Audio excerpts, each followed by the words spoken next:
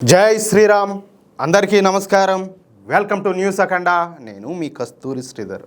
మిత్రులారా, శ్రీ కాశీ విశ్వనాథుని ఆలయం మన భారతదేశంలోని అత్యంత ప్రసిద్ధమైన అలాగే పవిత్రమైనటువంటి హిందూ పుణ్యక్షేత్రాల్లో ఒకటనమాట. అంతెందుకు, చనిపోయే లోపు ఒక్కసారైనా కూడా కాశీకి పోవాలని చెప్పి చెప్తూ ఉంటారు పెద్దవాళ్ళు. ఇది ఉత్తరప్రదేశ్లోని వారణాసి అంటే కాశీ నగరంలో పవిత్రమైనటువంటి గంగా నది ఒడ్డునైతే కొలువై ఉండదన్నమాట. ఈ ఆలయంలోని ప్రధాన దైవం వచ్చేసి ఈశ్వరుడు. ఈశ్వరుడిని ఇక్కడ విశ్వనాథుడు లేదా విశ్వేశ్వరుడు అని కూడా పిలుస్తారన్నమాట. ఇది హిందువులు అత్యంత పవిత్రంగా భావించేటటువంటి 12 జ్యోతిర్లింగాలలో ఒకటి. కొన్ని శతాబ్దాలుగా ఈ ఆలయం అనేక మంది పరాయి దేశాల దండయాత్రల వల్ల పదే ధ్వంసమయ్యి మళ్ళీ నిర్మించబడింది అనమాట.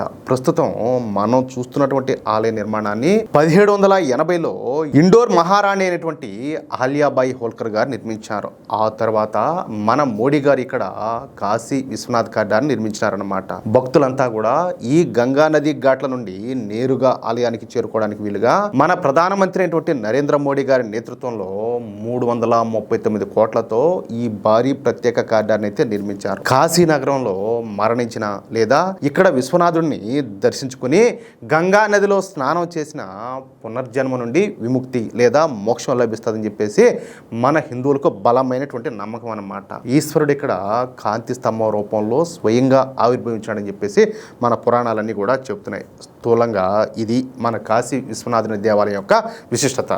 అయితే వారణాసి బస్ స్టాండ్ నుంచి మన కాశీ విశ్వనాథుని దేవాలయానికి మధ్యలో దాల్మండి అనేటటువంటి ఒక ప్రాంతం ఉండదన్నమాట. ఇక్కడ ముస్లింలు అధికంగా ఉంటారు. చూడండి ఎట్లా అంటే ఇది ఏదో అనుకోకుండా ఏం జరిగింది కాదు, ఇదంతా పక్క ప్లాన్ అన్నమాట. ఎక్కడెక్కడ వాళ్ళని సెట్ చేయాలా, ఎక్కడెక్కడ వాళ్ళ జనాభా అధికంగా ఉండాలా, ఎక్కడెక్కడికి వాళ్ళని తరలించాలా, ఇదంతా కూడా పక్క ప్లాన్ ప్రకారం జరుగుతూ ఉంటుంది. సరే, ఇది చాలా రద్దీ అయినటువంటి ప్రాంతం అన్నమాట. ఈ దాల్మండిలో దాల్మండి రోడ్ అనేటటువంటి చిన్న రహదారి ఒకటి ఉండదు. దీని పొడవు ఎంత ఉంటుంది తెలిసిన 1 కిలోమీటర్ ఉంటుంది మహా అంటే. కొంచెం జాగ్రత్తగా ఆలోచించండి. ఈ రోడ్డు అత్యంత రద్దీగా ఎప్పుడు కూడా కిటకిటలాడిపోతూ ఉంటుంది అనమాట. ఈ రోడ్డు వెడల్పు కేవలం 20 అడుగులు మాత్రమే, అంటే 20 ఫీట్ రోడ్ అనమాట. అయితే వారణాసి బస్ స్టాండ్ నుంచి మన కాశీ విశ్వనాథుని దేవాలయానికి వచ్చే భక్తులు ఈ దాల్మండి రోడ్ ద్వారానే ప్రయాణం అయితే చేయాల్సి ఉంటుంది అనమాట. అంటే ఆ దారి గుండానే రావాలా. కానీ ఈ దాల్మండి రోడ్లో నిత్యం కూడా ఈ ట్రాఫిక్ జామ్లన్నీ కూడా జరుగుతూనే ఉంటాయి. అసలు వారణాసి మొత్తం ఇక్కడే ఉండాదా అనిపించే విధంగా ఇక్కడ ట్రాఫిక్ జామ్లన్నీ కూడా జరుగుతూ ఉంటాయి. ఎందుకంటే ఈ దాల్మండి రోడ్లో 6 మసీదులు అలాగే వక్ఫ్ బోర్డు ఆధ్వర్యంలోని ముసాఫిర్ ఖానా ఉన్నాయి. అర్థమైందా? అసలు 1 కిలోమీటర్ పొడవు కూడా లేనటువంటి ఈ దాల్మండి రోడ్లో 6 మసీదులు ఉన్నాయంటే దాన్ని బట్టి మీరే అర్థం చేసుకోండి అక్కడ ఎంతమంది ఉండారు. ఎవరు అర్థమైందా? ఇక ఈ ముసాఫిర్ ఖానా విషయానికి వద్దాం. ఈ ముసాఫిర్ ఖానా అనే పదం అరబిక్ అలాగే ఈ ఉర్దూ భాషల నుంచి వచ్చిందనమాట. దీని అర్థం ఏంటి అంటే యాత్రికుల వసతి గృహం లేదా అతిథి గృహం అనమాట. మామూలు కాశీకి ఎవరు పోతారు? మన హిందువులు కదా పోతారా? వాళ్ళకేంది ఇదే, వాళ్ళకేం అవసరం? సరే, సుదూర ప్రాంతాల నుంచి ప్రయాణించేటటువంటి ప్రయాణికులు, వ్యాపారులు అలాగే వీళ్ళంతా కూడా తాత్కాలికంగా బస్ చేయడానికి వాటిని అయితే నిర్మించారు. చాలా వరకు ఈ ముసాఫిర్ ఖానాల్లో ప్రయాణికులకు ఉచితంగానో లేదా చాలా తక్కువ ధరకే ఈ వసతితో పాటు భోజన సదుపాయం, తాగునీరు ఈ సౌకర్యాలన్నీ కూడా కల్పిస్తూ ఉంటారంట. ఇవి సాధారణంగా ఏంటంటే ఈ మసీదులు, దర్గాలు, ఈ రైల్వే స్టేషన్లు లేదా ప్రముఖ పుణ్యక్షేత్రాల సమీపంలో వక్ఫ్ బోర్డులు లేదా స్వచ్ఛంద సంస్థల ఆధ్వర్యంలో నడుస్తూ ఉంటాయంట. ఈ ముసాఫిర్ ఖానాలు కేవలం ఎవరికో తెలిసిన ముస్లింలకు మాత్రమే ఈ సౌకర్యాలను కల్పిస్తారు.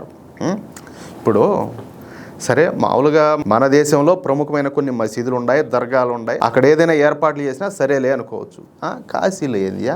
సరే, నాకు తెలిసి అక్కడికైతే వేరే మతస్థులకు అంటే హిందువులు కావచ్చు, ఇంకొకరు కావచ్చు అక్కడికి ప్రవేశం లేదనమాట. సరే, ఇక ఈ వారణాసి బస్ స్టాండ్ నుంచి మన కాశీ విశ్వేశ్వరుని ఆలయానికి వెళ్ళడానికి ఈ దాల్మండి రోడ్లోని 6 మసీదులను ఈ ముసాఫిర్ ఖానాను దాటి వెళ్లాల్సి ఉంటుందని చెప్పి మాట్లాడుకున్నాం కదా. పైగా విపరీతమైనటువంటి ట్రాఫిక్ జామ్లన్నీ కూడా జరుగుతూ ఉంటాయి. అందుకే వీటన్నింటినీ కూడా తొలగించాలి అని చెప్పేసి యోగి ప్రభుత్వం ఒక సంచలనమైనటువంటి నిర్ణయం అయితే తీసుకునేది. ఈ కట్టడాలన్నింటినీ కూడా తొలగించేసి ఆ ప్రాంతంలో 20 అడుగుల రోడ్డు స్థానంలో ఏకంగా 60 అడుగుల రోడ్డుని నిర్మించాలని చెప్పేసి మన యోగి ప్రభుత్వం ఒక నిర్ణయానికి అయితే వచ్చింది.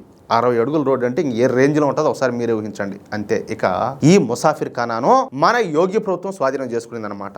ఈ ముసాఫిర్ ఖానాతో పాటు మరో 45 కట్టడాలను కూడా యోగి ప్రభుత్వం తీసేసుకునింది. ఇందుకోసం వాళ్లకు ఏంది ఊరికే ఏం కాదు, బలవంతంగా కూడా కాదు, వాళ్లకు నష్టపరిహారం చెల్లించడానికి మన యోగి ప్రభుత్వం ఏకంగా 191 కోట్ల రూపాయలను వినియోగించిందనమాట. ఎంత? 191 కోట్ల రూపాయలు. ఈ ప్రాజెక్టు కింద మొత్తము 181 నుంచి 187 ప్రైవేట్ భవనాలు, 6 మసీదులు, అలాగే ఈ వక్ఫ్ బోర్డ్ ఆధ్వర్యంలోని ముసాఫిర్ ఖానా ఆస్తులను స్వాధీనం చేసుకొని ఆ తర్వాత వాటిని అయితే కూల్చేశారన్నమాట. ఇక ఈ క్రమంలో ఈ ముసాఫిర్ ఖానాను కూల్చివేసి ముసాఫిర్ ఖానాకు చెందినటువంటి 125 చదరపు అడుగుల స్థలాన్ని ఈ రోడ్డు విస్తరణకైతే సేకరించారు. ఈ ఆస్తిని నిర్వహిస్తున్నటువంటి వక్ఫ్ మేనేజ్మెంట్ ను ఒప్పించి వాళ్లకు చట్ట ప్రకారం తగిన నష్టపరిహారాన్ని చెల్లించిన తర్వాతే ఈ కూల్చివేత ప్రక్రియను అయితే ప్రారంభించారు. అంటే చూడండి, మన కాశీ విశ్వనాథ ఆలయానికి వచ్చేటటువంటి భక్తులకు ఎటువంటి అసౌకర్యం కూడా కలిగించకూడదని చెప్పి మన యోగి ప్రభుత్వం ఎంతటి సాహసోపేతమైన నిర్ణయం తీసుకునిందో దీన్ని బట్టి మనం అర్థం చేసుకోవచ్చు. ఏకకాలంలో ఈ 6 మసీదులను, అంతకంటే ముఖ్యమైనటువంటి ముసాఫిర్ ఖానాను తొలగించడం అంటే మామూలు మాటలైతే కాదు. అందుకు చెప్పాలంటే దమ్ము ఉండాలి. అందుకే మన యోగి గారిని భవిష్యత్ ప్రధాని అని చెప్పి చెప్తా ఉంటారు. అది విషయం అయితే. ఒకప్పుడు ఈ మనగన కాశీ గాని పోయినాం అనుకో, ఈ దారులన్నీ కూడా ఇరుకిరుగ్గా అట్లా ఉన్నాయి అనమాట. మన మోడీ గారు వచ్చిన తర్వాత ఈ కాశీ కారిడార్ అని చెప్పేసి ఒక రేంజ్ లో డెవలప్ చేశారు. ఇప్పుడు దాన్ని ఇంకా డెవలప్ చేసేదానికి ఇప్పుడు ఇలాంటి నిర్ణయం అయితే తీసుకున్నారనమాట. మిత్రులారా, హిందువుల సౌకర్యం కోసం, కాశీ పుణ్యక్షేత్ర వైభవం కోసం యోగి ప్రభుత్వం తీసుకున్నటువంటి ఈ సంచలన నిర్ణయం పైన మీ అభిప్రాయం ఏంటో కింద కామెంట్ సెక్షన్ లో తప్పకుండా తెలియజేయండి. ఈ సమాచారం కనుక మీకు నచ్చినట్లయితే వీడియోని లైక్ చేసి మీ మిత్రులకు అందరికి కూడా షేర్ చేయండి. ఇలాంటి మరెన్నో ఆసక్తికరమైన అలాగే నిజమైనటువంటి విషయాల కోసం మన న్యూస్ అఖండ ఛానల్ని ఇప్పుడే సబ్స్క్రైబ్ చేసుకోండి. జై శ్రీరామ్, జై హింద్, భారత్ మాతాకి జై.